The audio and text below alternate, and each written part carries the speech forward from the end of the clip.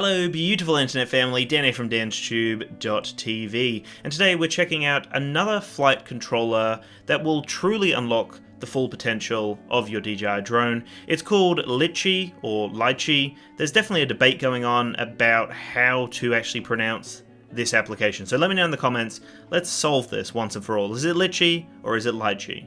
And in today's video, we will be checking out the functionality that is available for the Mavic Mini in the current Litchi beta. So it's not available to the public just yet, but we get an exclusive look at the beta to see what the Mavic Mini can do using a third-party application like Litchi. I will have a link in the description below and a card that will pop up on the screen to check out my video with Drone Link so that you can kind of compare the two pieces of software to see what's right for you. In this video, I will focus entirely on the tracking and follow modes that are available right now in the beta.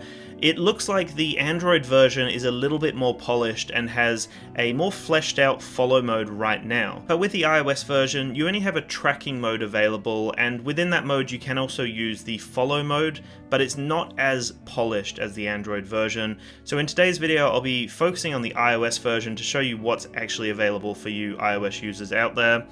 You can straight away track a subject, and what that means is that the drone will stay in one position and the camera will just kind of move and look for that subject in that box that you've drawn around it or that rectangle that you've drawn around it. For the most part, that worked relatively well. It was pretty decent because the drone obviously wasn't moving, but then when it came to the actual follow mode, that's where it really fell apart. And I do want to mention that obviously this is a beta, so it's understandable that it's not the most fleshed out experience right now, and Litchi have actually told me personally that they are focusing in on the Mavic Mini functionality, so as that becomes more of a public version, it will obviously become more fleshed out, polished, and hopefully really reliable. For this test here, I tried to find the most neutral flat area I could find, something that wouldn't be ridiculously complex and would hopefully allow the algorithm or the coding that they've set up to actually figure out where the subject is compared to the background or to, you know, a tree that's in the foreground or whatever it may be.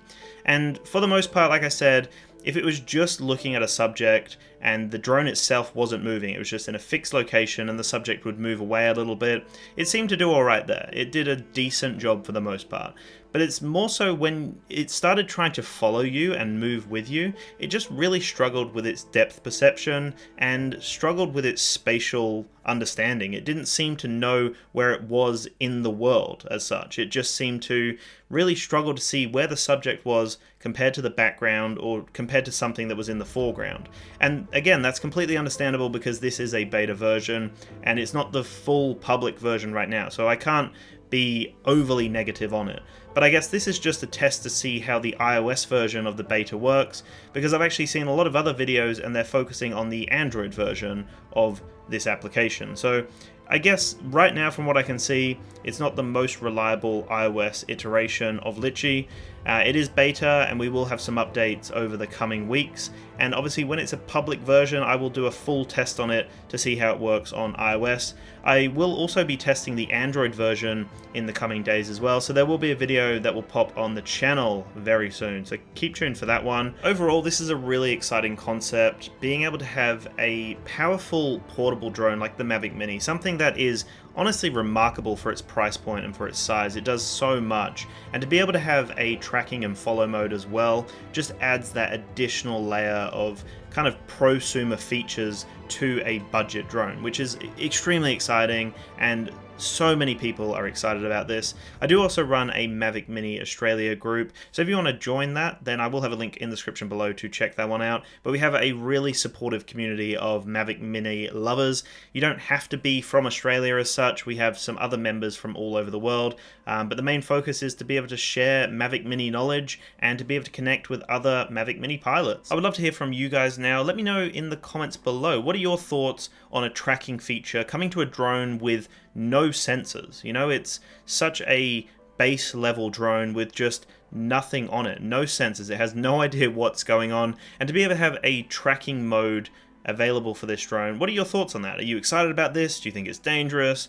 Are you going to pick yourself up a Mavic Mini, or do you already own a Mavic Mini? I'd love to start a conversation in the comments below, but I'll now leave the rest of this video to the tracking and to the footage from the Mavic Mini, just so you guys can make your final decisions on the beta version of Litchi. Also, let me know, is it Litchi or Litchi in the comments below.